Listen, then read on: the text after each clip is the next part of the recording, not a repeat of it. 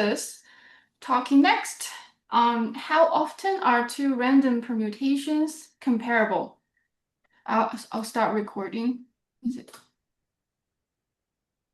It is already recording. Okay, great. Okay, great. So thank you all for being here. Thank you for the invitation to speak. So yeah, I want to talk about a project I worked on with a couple other people. This actually started as a project in the graduate research workshop for combinatorics last year during the summer. So yeah, this is work with John Bretsky, Alvaro Conejo, Paul Horn, Nathan Lesnevich, and Tyrell McAllister. Okay, so let's dive in. So if I have a finite poset P with a partial order, I'm going to define its set of intervals by int P. So it's just all pairs x, y, such that x is less than or equal to y in my order. And if you're interested in counting this thing, one way you can do it is you can sum over all the elements in your poset and count the number of things less than it. So this is like a natural statistic that you might be interested in understanding either exact counts for this or possibly asymptotics. And so some examples might be, for example, like the Boolean lattice. So Bn poset of all subsets of 1 through n. And then intervals are just pairs A and B of subsets such that A is contained in B is contained in n. And so, this is a nice little warm-up problem. If you had like 2 or 3 minutes, I think you could, if you've never seen it before, I think you could figure it out. You could give this problem, it's like a warm-up homework problem to undergrads in your algebraic combinatorics class, and the answer is that there are 3 to the n of these things, and it's kind of a nifty little counting problem, right? Because for each element in 1 through n, you decide, okay, is this element going to be in neither A nor B? Is it going to be in B only, or is it going to be in both A and B? So once you make this series of choices, of which there are 3 to the n of them, this yields you a pair A and B, and this doesn't double count. So, nice, easy little warm-up problem for counting the number of intervals. Slightly harder, you can do this problem, say, for like the Tamari lattice. Nice Catalan poset. I won't give the definition, but probably a lot of you are familiar with it. But this also has an exact count for the number of intervals. It's quite beautiful paper by Chapoton. I do not recommend giving this to your undergraduates in algebraic combinatorics to do, but it is a lovely paper to read through. So these are just like 2 examples of posets where you can actually do an exact count. And now I want to sort of talk about the poset that I'm going to be interested in for today's talk. So we'll take a permutation in the symmetric group Sn. Throughout this talk, we're going to write these in 1-line notation. So, W1 is where we send 1, W2 is where we send 2, etc. One has a notion of the length of a permutation. It's just the number of pairs I and j, where I is less than j, and W sends I somewhere greater than where it sends j. And so you can define many different partial orders on the symmetric group. One of them is the strong Bruhat order. And I'll define it like this. I'll say that W is covered by WTIJ in this strong Bruhat order if doing so increases, if the length of WTIJ is 1 greater than the length of W, where WTIJ is the permutation I obtain from W by swapping the things in the I and J positions. You can tell a lot about a person by, how they define the strong Bruhat order.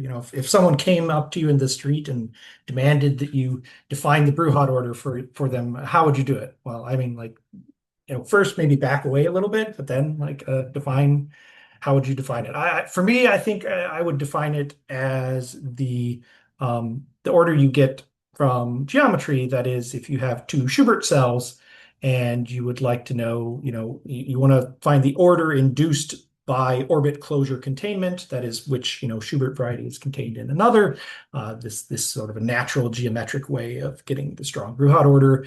There's more Coxeter theoretic definitions, there's, rank matrices, Southwest rank matrices, all sorts of ways that you can define this, but we'll stick with maybe this one. One can also define a right-weak order. So it's actually, the way I've written it here, it's basically exactly the same definition as the strong Bruhat order, except that instead of having WTIJ, I have WSI. So I'm only allowing swaps from positions I and I plus 1 instead of positions I and j. So this order is maybe not as geometrically motivated, but it is actually the type A. Its Hasse diagram is the oriented one skeleton of the permutahedron. It's also kind of naturally shows up. This particular order shows up naturally when you're studying sorting, in particular like bubble sorting and things like this. You also can study it, in Coxeter theory. And one thing that, these particular definitions make sort of quite obvious is that, if something is comparable in the weak order, then it's comparable in the strong order because, strong order has at least TIJs, which include the swap of positions I and I as well. Okay, so here's two perfectly good orders that you can put on the symmetric group. And maybe we'd like to try and see if we can do some counting of the number of intervals that you get in these particular orders. And so, what's the first thing you do when you're trying to solve this problem? Well, you write down some posets and you start counting intervals, right? So, okay, here's the strong Bruhat order on S4. I've written the sort of permutations in their one-line notation. So this is the Hasse diagram. So these are the covers. And then you can also look at the weak, and you can already sort of see, right, as I sort of go here, it thins out a fair bit. And okay, you can count the number of covers, you can count the number of intervals. And okay, so you do this for S4, and then you say, okay, I'm going to do this for S5 too. So here's S5. This is the strong order. And then you can also do the number of the weak covers, so the right weak order. So again, you can see sort of visibly this thins out quite a bit. And okay, it looks like there's maybe like half as many intervals in the right weak order as there is in the strong Bruhat order for this particular example. And then, if you're really bold or, want to write some code, do S6. So here's S6. This is all the strong covers in S6. And then again, very visibly kind of thinning out as you look at the weak ones. But I mean, one thing you can already sort of see even from this example is, okay, now I've got 3 times as many intervals. So these are sort of like pulling away from each other. And well, at the workshop, when we started looking at these problems, we were sort of initially hoping to do like an exact count or an exact formula. And we spent, a good week on this and tried a bunch of different things and really were struggling to get anywhere. And so we decided, okay, well, what if we look at this asymptotically instead? Because I mean, for example, in like this S6 example, right, there are, say, roughly 32,000 intervals. But how many total possible intervals are there? Well, I mean, there's like 6 factorial squared, which is like 500,000-ish. So, already there are sort of way less number of right weak intervals than there are sort of possible total intervals, right? And so you can sort of like ask, well, what happens asymptotically?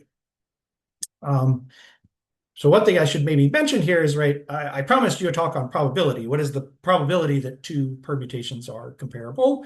Either maybe in the right weak order or the strong order.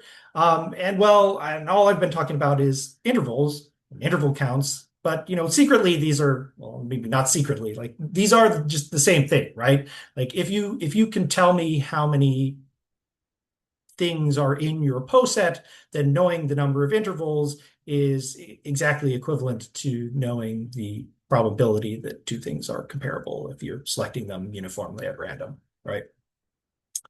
Okay, so I'll kind of like switch back and forth between this probability version and this interval counting version as it sort of suits me, just because some things are sort of easier to state in this probabilistic language and some things are slightly easier to state in like the interval count language.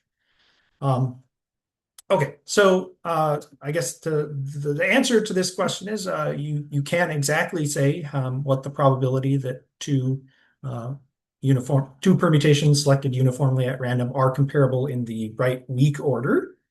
It is approximately e to the minus 1/2 n log n plus like lower order terms. So this plus little o1 just means there are like lower order terms, but this is giving you like the leading terms in this asymptotics. And so one can get then the the number of intervals from this just by taking n factorial squared and multiplying it times this probability. So this has been like studied before. The previous state of the art was by Hammett and Pittel. They gave both a lower bound and an upper bound. Their lower bound was essentially exp minus n log n plus lower order terms, and their upper bound was like exp minus theta n. So there was actually there's quite a large gap in between these two, and so I want to maybe explain the count a little bit more and how it sort of compares to these bounds. So if you're looking at like everything on the n log n scale, if you apply like Stirling's approximation to n factorial squared, you get that this is like approximately exp2 n log n. And so our theorem gives that, again, after applying Stirling's approximation, it gives that the number of intervals is at leading order like exp3 n log n. And then Hammett and Pittel had their lower bound that was like exp just n log n. So essentially what I'm sort of trying to say is you have this lower bound that's like exp n log n. You have like the upper bound, just sort of naive upper bound. There can't be more than like n factorial squared of these things. So that's like exp2 n log n. And our result basically says that the answer is like right in the middle. It's exactly in between this Hammett and Pittel bound of lower and upper bound. And so I guess what I'd like to do with the remaining time is kind of explain to you how one gets such a bound. Okay. So the first idea is I want to change this problem from being a problem about weak order intervals to actually a problem about linear extensions. And to do that, what I'm going to do is if you give me a permutation sigma in Sn, I'm going to define a poset associated to this permutation. And in this poset, and so this poset's just on the set from 1 to n. On this poset, I'm going to say that I is less than j in this poset if and only if I is less than j as an integer, and the permutation sends I somewhere smaller than where it sends j. So these are often called permutation posets. They're dimension 2 posets. They show up in like work of Bjorner and Vox from like the 90s. It's possible that they actually have shown up before that. That's sort of like the first place that I could find sort of a spelled out reference to them.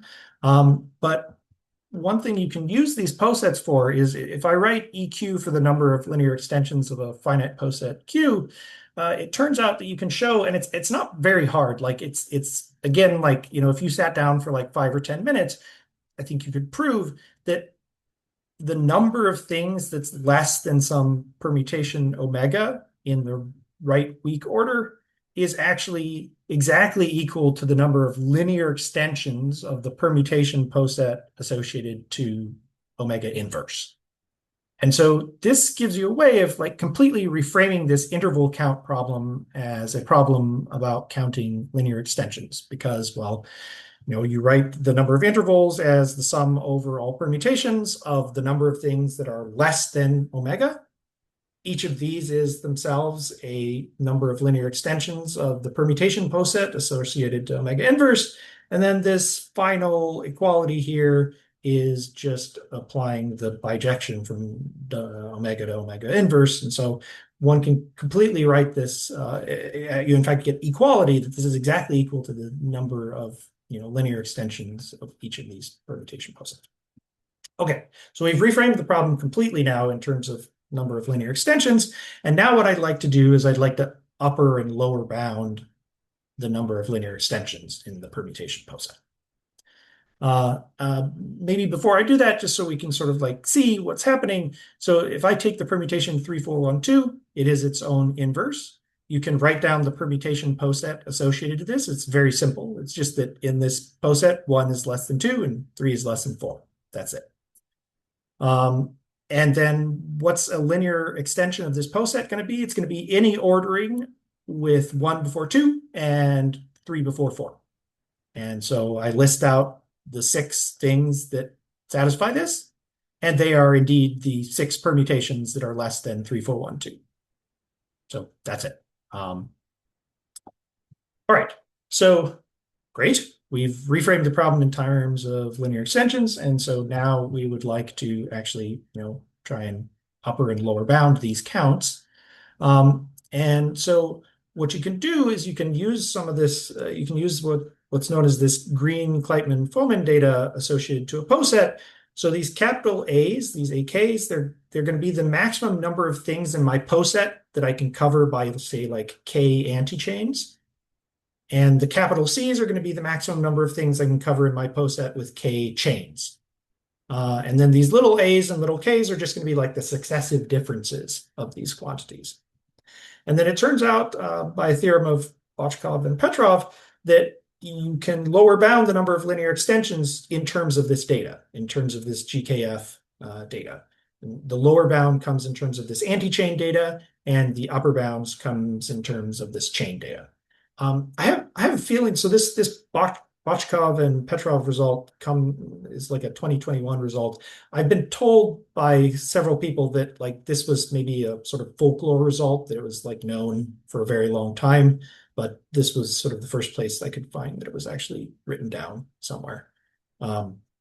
Okay, so this gives you a way of upper bounding and lower bounding just an arbitrary poset. What about our particular poset?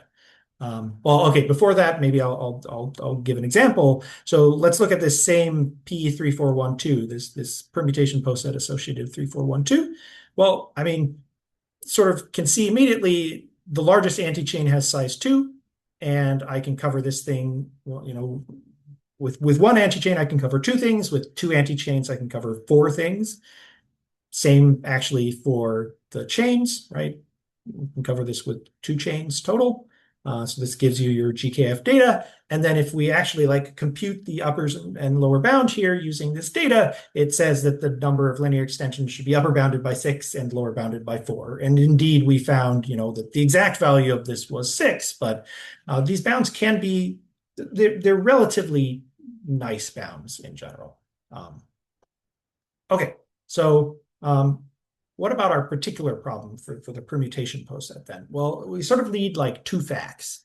One fact is just, it turns out that a chain in the permutation poset is exactly an increasing subsequence of the permutation. So just a subsequence in the one-line notation that is like increasing, right?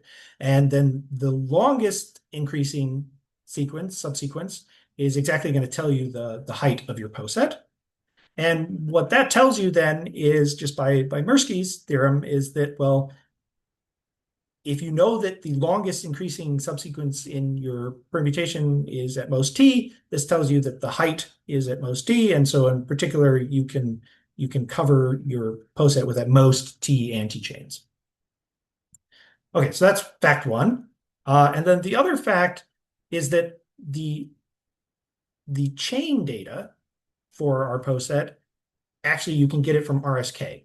So if you look at the RSK shape associated with your permutation, this Green's theorem actually tells you that this chain data, this chain GKF data, it is exactly the parts in your RSK shape. So in particular, I guess the point of this slide is for our particular posets, the lower bound is sort of controlled by longest increasing subsequence, and upper bound is sort of purely in terms of RSK shape. And so I'm going to use this then for upper and lower bounding. And so here, maybe I'm just going to remind you, we'll sort of switch to probability again here. We had a count for the number of intervals that was purely in terms of linear extensions, and we can indeed get a formula for the probability that's purely in terms of linear extensions as well. It's just 1 over n factorial squared, sum of these number of linear extensions. Okay, so all right, lower bound. How do you do the lower bound? So lower bound works like this. I'm going to let capital T be all the permutations such that the longest increasing sequence in the permutation is at most 3 square root of n.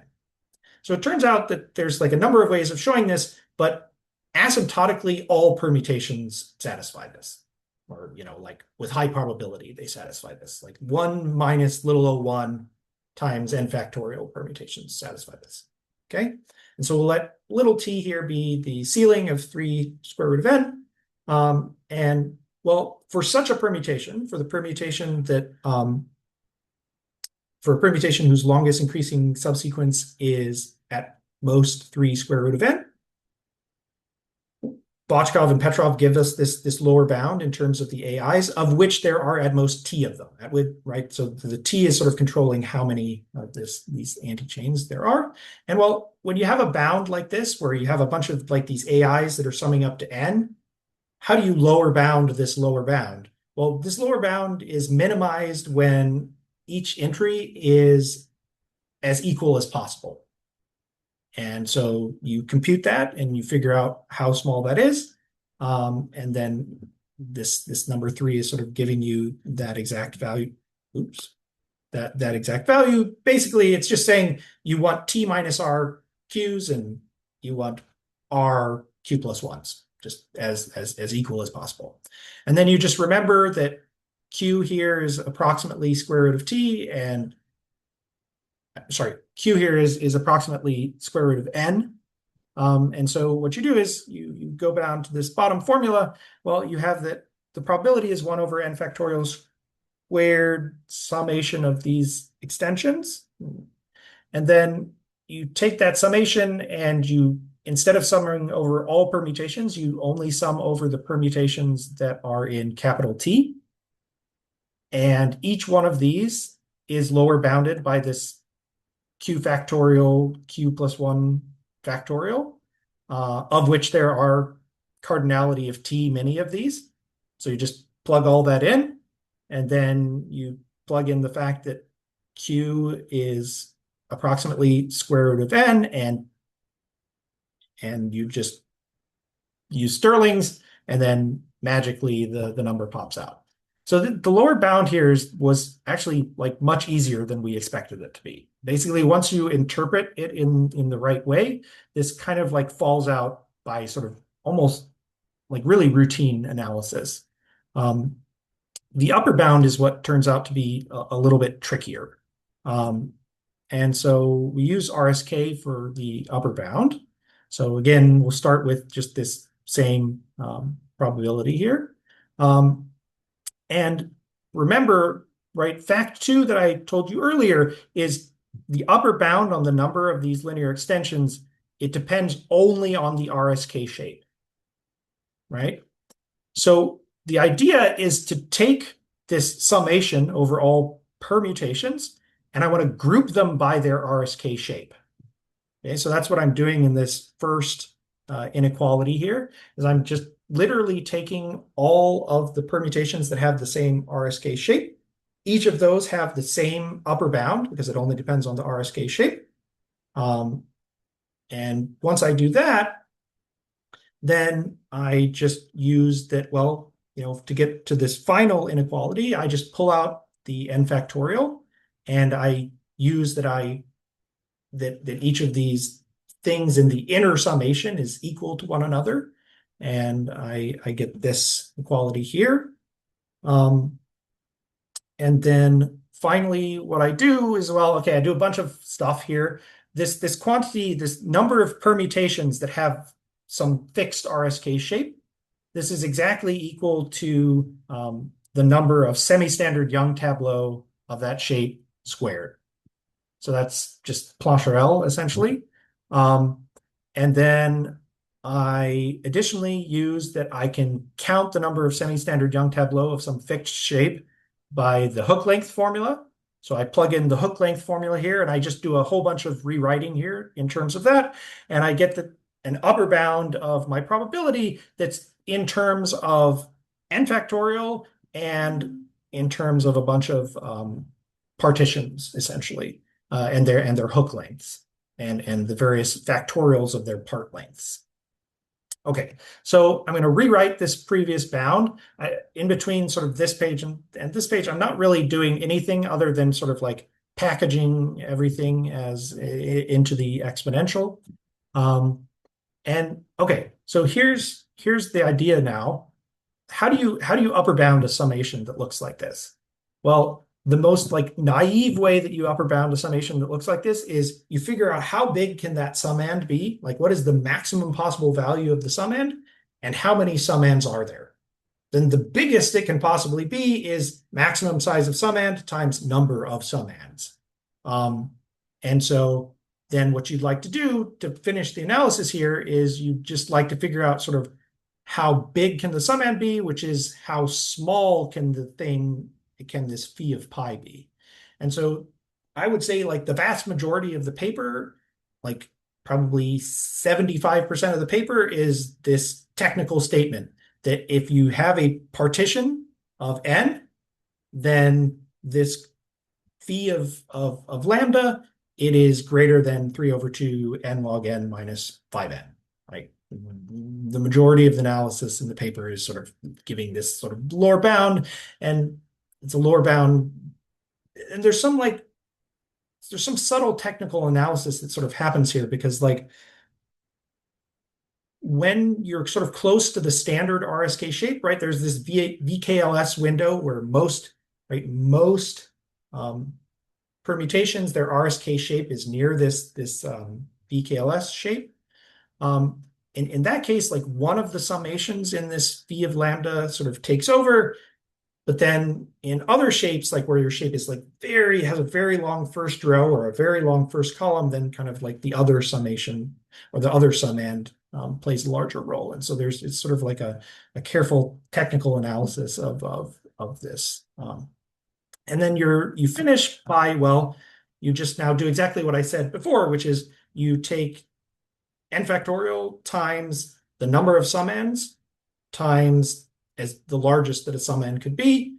You use Hardy-Ramanujan to say that basically that P of n contributes nothing at the leading order. And so then you just apply Stirling's to n factorial, and you take Stirling's approximation for n factorial, you multiply it times exp minus 3 over 2n log n, and that's it. You're done. So this is the upper bound. So that's the upper and lower bound, lower via basically just longest increasing subsequences, and then upper bound sort of in terms of RSK and Plancherel measure.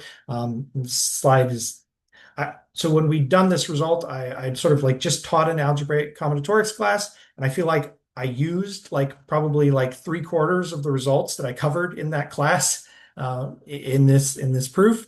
So it was sort of like a fun little tour of algebraic combinatorics to kind of like get to the end here.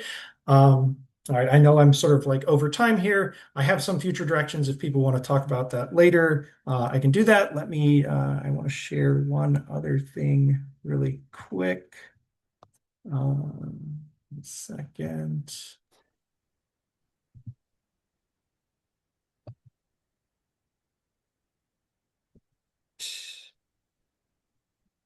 Sorry, give me one moment here. Just need to share my screen.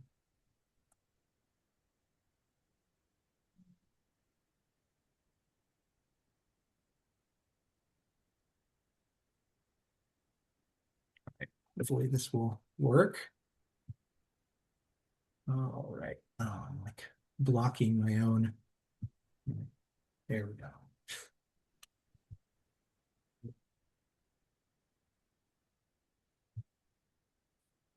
All right. I hope everyone can see that. And so that's it. Thanks. Thank you. Let's thank Reuven for the great talk.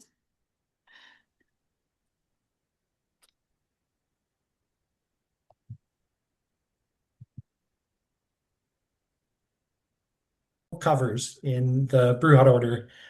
They're not actually weak order covers because I couldn't find enough of them, but I did make this work with actual real strong order covers.